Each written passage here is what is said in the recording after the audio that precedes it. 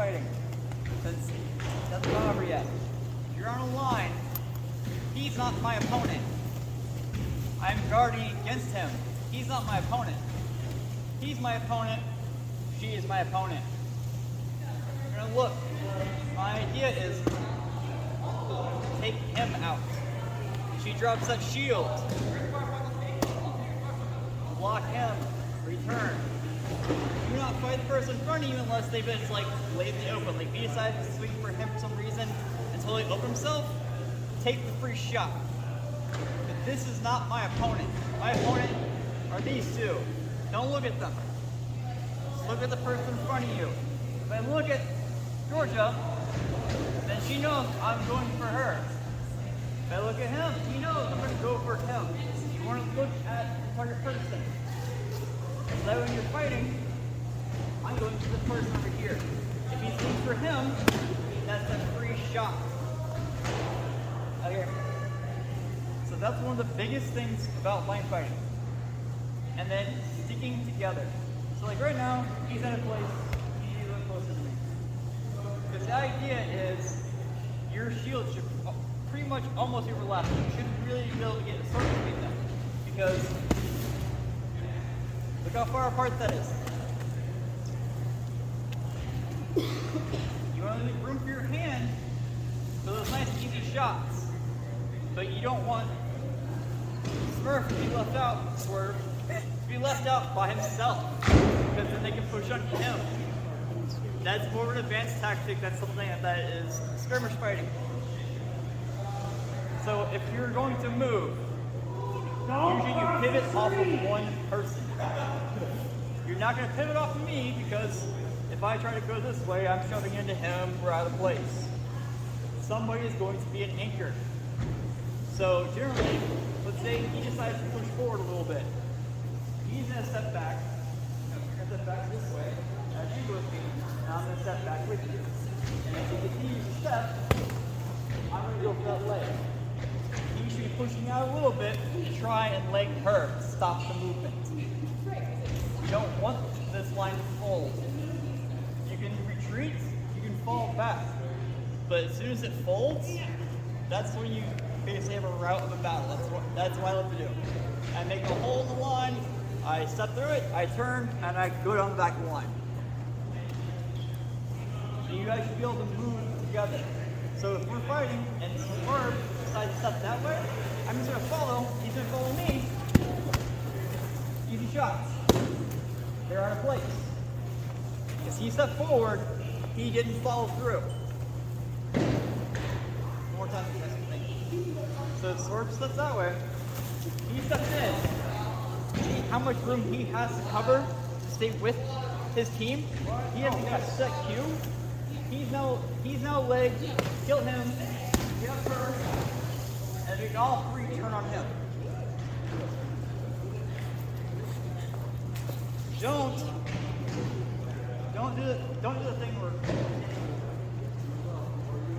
thing where you go up on your own. Where you're like, oh, I think I see an opening. I'm gonna go over here.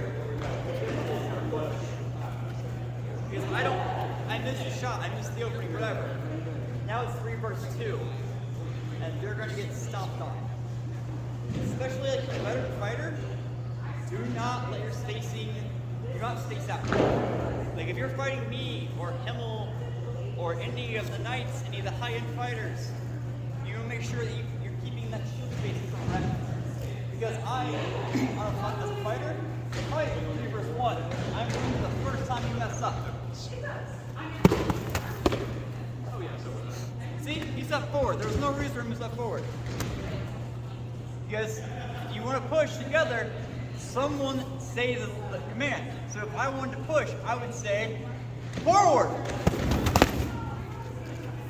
Communicate. You can yell. Anybody can be a leader on this field. Literally anybody. All it takes is for you to yell. You're going to get shot by an arrow. Just heads up. Alright. Now, same thing happens where I say, push! You guys need to do your openings. Be ready to step back together. Because if you step back faster than him, I'm just going to throw. If he steps back before you, then, or he's gonna throw on you. But once again, you're not my actual opponent. So you guys want to make sure you're working together, keeping your shield space. Alright. So everyone understand the idea of that. Shield spacing. Working together, communicating. You're not fighting the person in front of you, you're fighting diagonal. You're a pawn. You don't fight the person in front. Attack diagonal. Alright, Solarian, come here. What's it about? Another part about line fighting or spears. When skirmish battles like we normally do, they get all the glory because they're really good at getting kills. His job is not to get kills. His job is to shoot these lovely meat sticks down here because most likely they're going to drop their shield and block. They have to do something. You guys think about it. So if he's going to stab, me and Swerve should be right up on where. Me and Swerve should be right up with this spearhead. So he's in range to stab, we're in range to take these shots for him. The whole idea is he drops shields. If he doesn't, like if he stabs somebody, stabs him in the leg, he drops, I just cross him. I'm now double his height almost. His job is just to keep that moving. And that's when it's time to get close. See? He backed up way faster than everybody else. So you want to stab, but you didn't communicate. Fall back, retreat, anything. And our whole objective as the shieldman to the sphere is not to let somebody try and bash their way through. If somebody's gonna come bashing in, so you want to come bashing in, the whole idea is basically I'm gonna try and hold him up, kill him, even if it leaves me open. Because if I die, there's another shield right here. There's not another spear right there. There's not somebody else who knows how to use a spear right here if he dies. So his job is just to keep it like a slug machine, keep it working.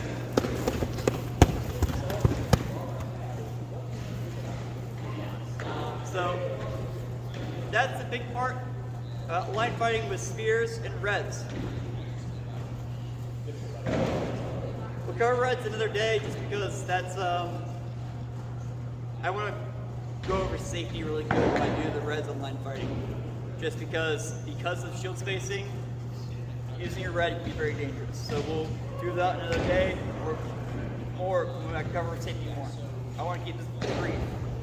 But the biggest thing to work on right now when you're on the line is keeping that shield spacing. A lot of times I see people doing this. And like, I can fight these 3-on-1, but someone just starting out, only been fighting, just like 6-7 years, they're most likely not going to do that. Don't leave your teammate hanging.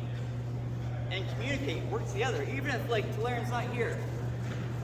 If we were same skill level as them, but we're using the advantage of movement, that means that we have the upper hand. 75% of this game is footwork. So that they start pushing us, we're just gonna pull out.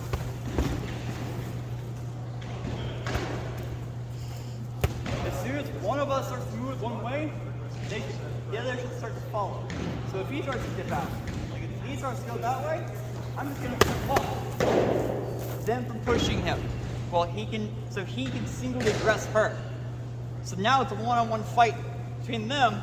All I have to do is keep them busy. Now, if I can leg them, that's great. But the idea is to not let them control the forward. Don't let them control the battle. So you move as a group, keep your spacing, and use movement to your advantage. Do not let them control where you're going. Like, it's better that you are constantly fighting for who has footwork, other than to give them complete footwork. Like, that is half the time I kill most people is because they let me control the range and the footwork. You let me control it, I'm probably going to kill you and not get hit. So these kinds of battles, the idea for us is also to get somebody on their own. So if he decides to go off that way, I'm stepping in. I'm letting him fight her alone. Now, he didn't respond by following him. So that means they're all dead, now it's 2 versus 1. Just by movement, and then not following that movement, we've now completely changed. We now have the numbers, and now we have movement too. So that's the things you need to work on doing, is be aware of what you're doing as a group, your spacing, and controlling the fight with your movement. Don't let people push you around. Fight back for that control. But it's gonna take time to get used to it, because you're gonna get legged when you try to fight for control. But if you're fighting as a line, as a group of 3 at a time, that is the best way to go. Group of 3, group of 3, group of 3, group of 3. And it's best even to practice with different people, so you get to learn their movements. If you're a really short person, you probably should fight with a tall person pretty often, so you get used to the height difference. If you're a really tall person, fight with a short person. Fight with another really tall person to get used to how it affects the mechanics of the line. Because someone like me, I don't want to go down here. You don't have to take that. Use that. I don't want to actually swing here. My bread and butter is up here because I'm tall. I love shoulders all day. I'm less exposed. This, I'm exposing my arm. But if I was shorter, that's a lot easier shot for me to throw. So fight with different sized people, learn the mechanics. A taller person's step is going to be larger than a smaller person's. So if you're a smaller person, you're going to have to get used to that you're going to have to do a bit more footwork to keep up with a tall person. You're also going to make sure you're communicating. Okay, I hope that was clear. I know that's a lot of information. I did not make you that much. Thank you. Yeah, thank you.